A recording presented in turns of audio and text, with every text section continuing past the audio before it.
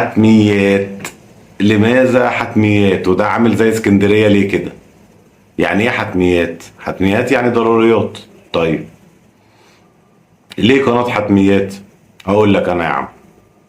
انا ببقى مهتم بحاجات بشكل شخصي، وبحس احداث بتحصل حواليا، بحس ان انا مهتم بيها بشكل شخصي، وبحس ان الناس اللي حواليا بتشاركني نفس الاهتمام.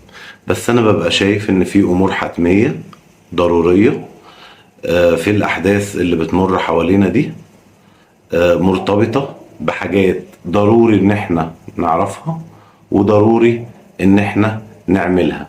فاحنا في الاساس ضروري ان احنا نعرفها، يعني الوعي، وايه، وضروري ان احنا نعملها، يعني العمل. فهي حتميات ان احنا نعرفها ونعملها، بس كده. شفت الموضوع سهل وبسيط ازاي؟